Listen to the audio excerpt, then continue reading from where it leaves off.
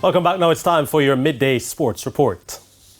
Now, the struggling Waterhouse created a major stir on Sunday by blanking defending champions Harbourview 4-0 at Stadium East in the Jamaica Premier League.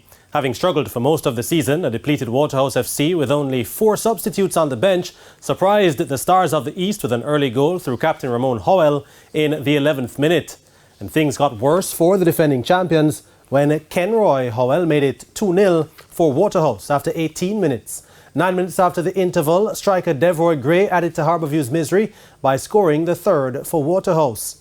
And the victory was sealed for the Jerusalem-based team, with Shaquille Bradford getting their 4th goal in the 58th minute for the emphatic win, only their 3rd of the season.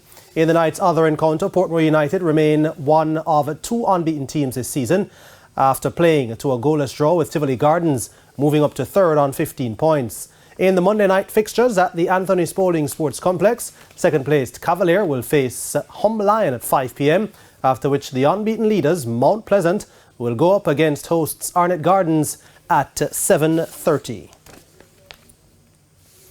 Now, after failing to field team in their previous outing against Baptiste Alliance, Olympic Gardens rebounded with a come-from-behind win over Vere United in the Jamaica Women's Premier League. In the game played at the UWI JFF Captain Horace Burrell Centre of Excellence, the Clarendon-based Vere United, who were seeking their 4th win from 5 starts, went in front through Tashika Hamilton in the 16th minute. But Carletta Savizon levelled things for Olympic Gardens 4 minutes later for her 5th goal of the season. And it wasn't until the 64th minute that Olympic were able to forge ahead when Stephanie Morgan scored. Former national player Monique Price then extended that lead, scoring in the 75th minute for a 3-1 advantage. And the game was wrapped up as a contest when Carol White added the 4th in the 82nd minute for the comfortable win.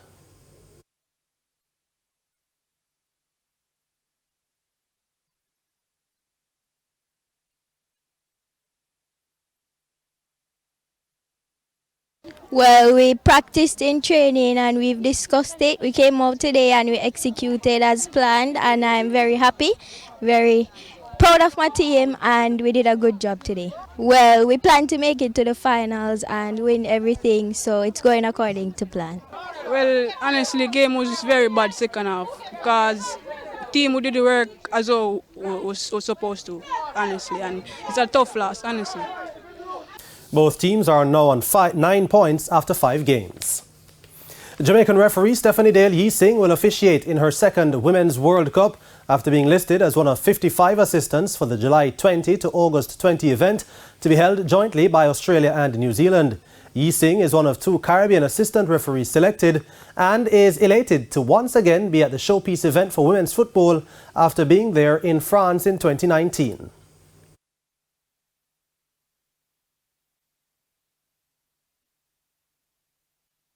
To be honest, I was really excited, a little bit surprised, and it was a little bittersweet.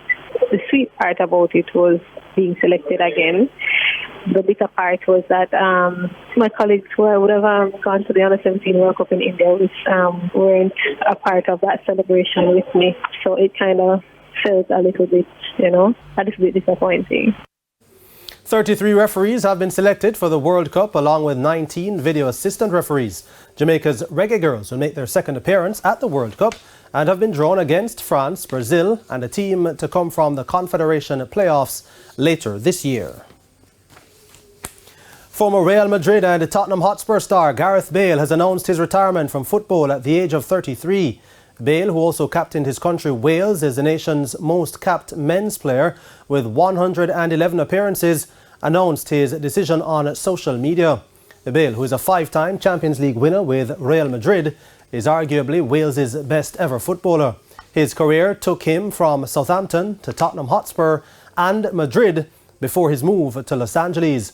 Now, he was his country's talisman as they reached the 2016 and 2020 Euros, before he led Wales at their first World Cup since 1958 at Qatar 2022. Wales went out of the tournament at the group stage with their loss to England, proving to be the final appearance of Bale's career. And the 2-time Australian Open champion Naomi Osaka on Sunday pulled out of the opening Grand Slam of the year just over a week before it starts. It was another big blow for the tournament after US Open champion and world number 1 Carlos Alcaraz also withdrew on Friday with a right leg problem.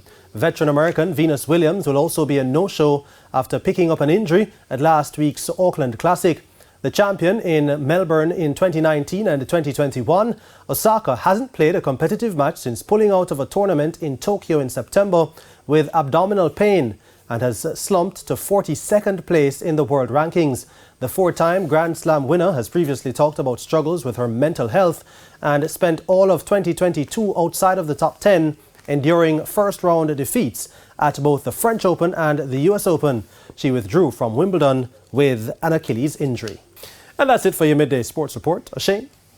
Thanks, Jordan. And that's the Midday News. I'm Shane Masters. Join us at 7 for Primetime News. On behalf of the news, sports and production teams, have a good afternoon.